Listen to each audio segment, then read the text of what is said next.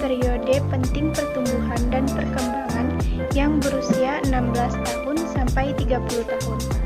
Adaptasi digital masyarakat di masa pandemi, yaitu 56% konsumen di Indonesia lebih memilih melakukan pembayaran non-tunai.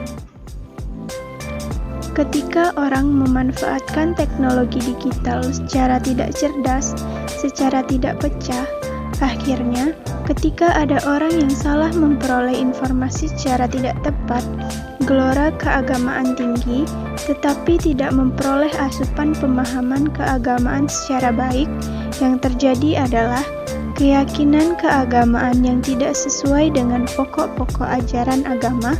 Lahirlah benih-benih radikalisme dan terorisme yang dialami sebagian masyarakat. Adapun persentase pemuda dan radikalisme yaitu 11% pelajar atau mahasiswa, 39% mahasiswa di 15 provinsi terindikasi tertarik paham radikalisme. 59% pelaku terorisme usia 18 hingga 30 tahun. 78 pelajar atau mahasiswa mengikuti akun berpotensi radikal. Harmonisasi kerangka berpikir keagamaan dalam konteks kebangsaan pada tahun 2006. Yang pertama, ajaran Islam sebagai tuntunan yang bersifat universal, memandang dan menempatkan manusia dalam harkat martabat yang sangat mulia, dan oleh karena itu, Islam menjunjung tinggi nilai-nilai yang memuliakan hak-hak dasar kemanusiaan yang luhur seperti kemerdekaan.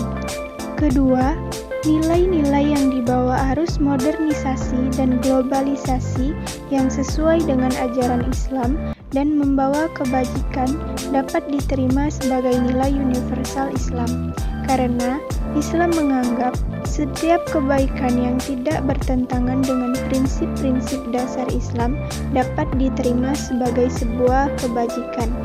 Ketiga, nilai-nilai yang dibawa arus modernisasi dan globalisasi yang bertentangan dengan ajaran Islam dan mendatangkan kerusakan atau mafsadat bagi kehidupan harus ditolak.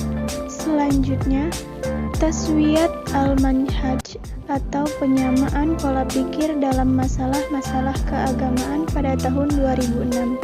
Yang pertama, perbedaan pendapat yang terjadi di kalangan umat Islam merupakan suatu yang wajar sebagai konsekuensi dari pranata atau ijtihad yang memungkinkan terjadinya perbedaan.